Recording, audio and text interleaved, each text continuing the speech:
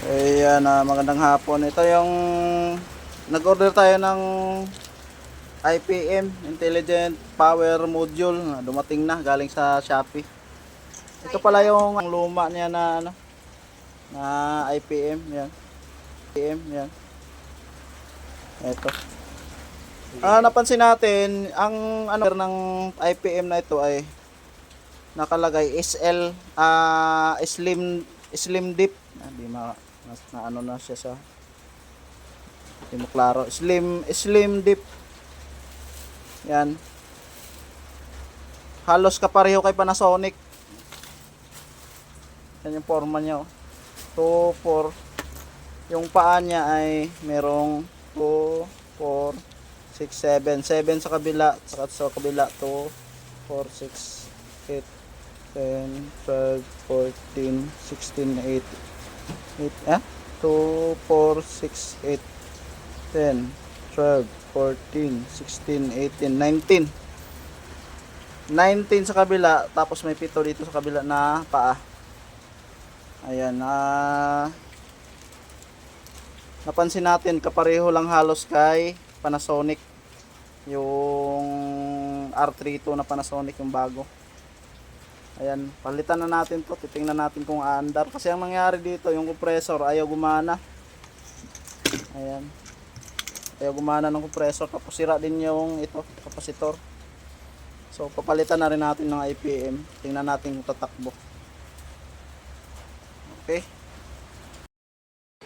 Ayan, ilagay na ni Lolo yung yung IPM. Ayan. Pero di pa niya nilagyan ng silicone compound.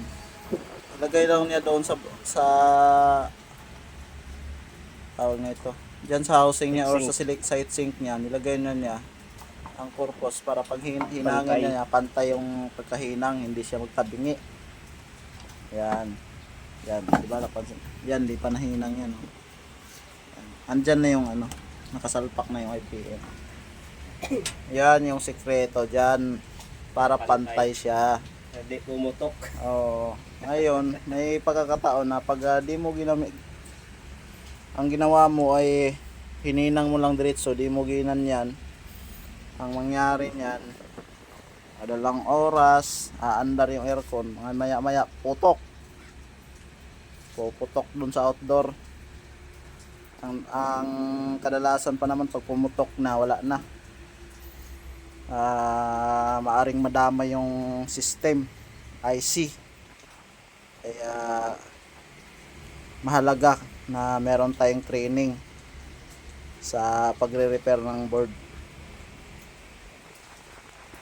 Yan, ito yung luma IPM. Hindi na under yung compressor. Titingnan natin kung aandar na siya. Yan yung mga unit namin, pang testingan lang namin yan.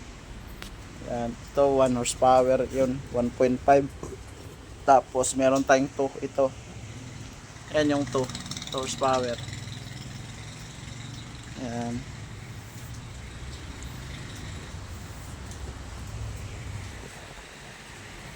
Yan na. Hinang na ngayon na.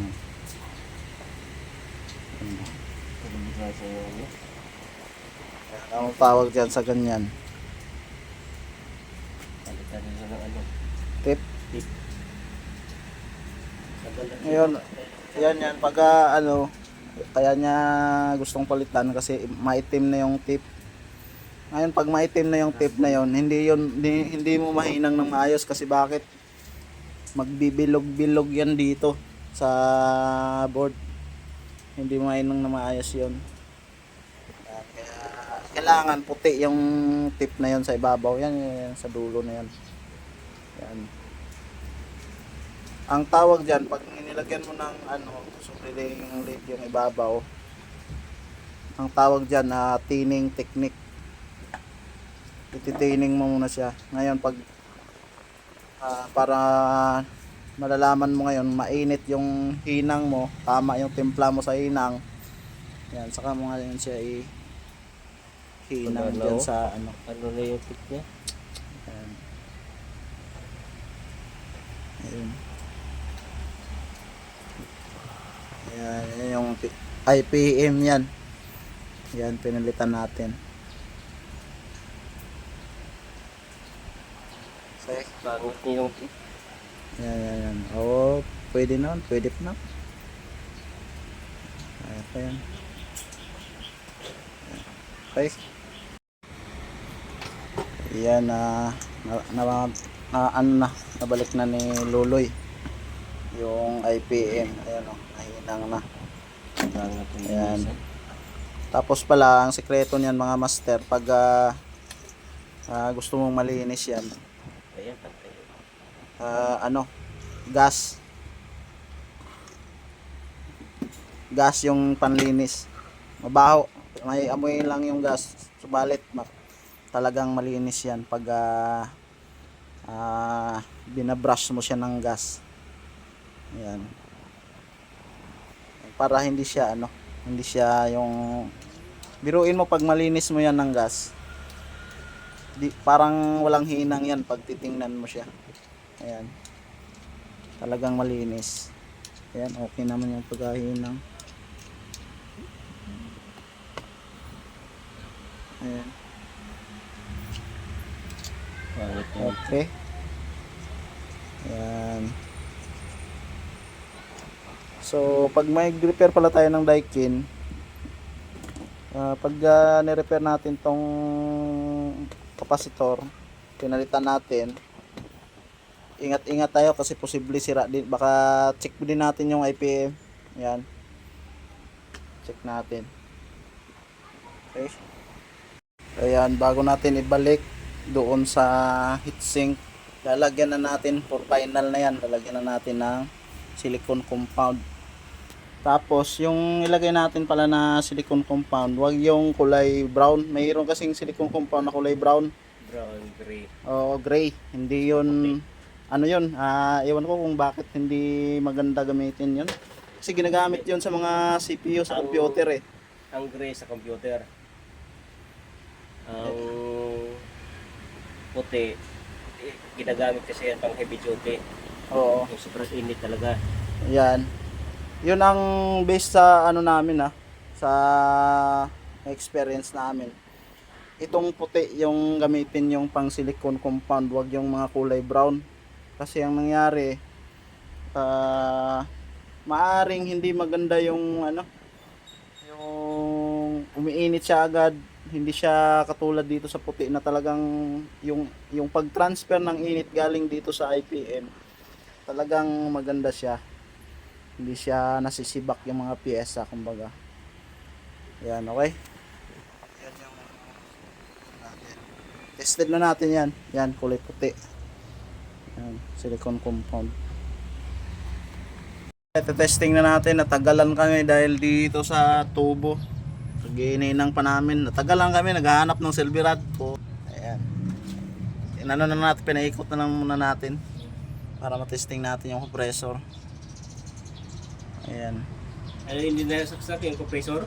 Ay, yung socket din ng compressor kanina, tinesting natin, hindi na andar.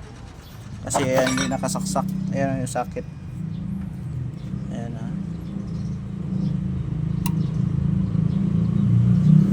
Ayan, may ikot na.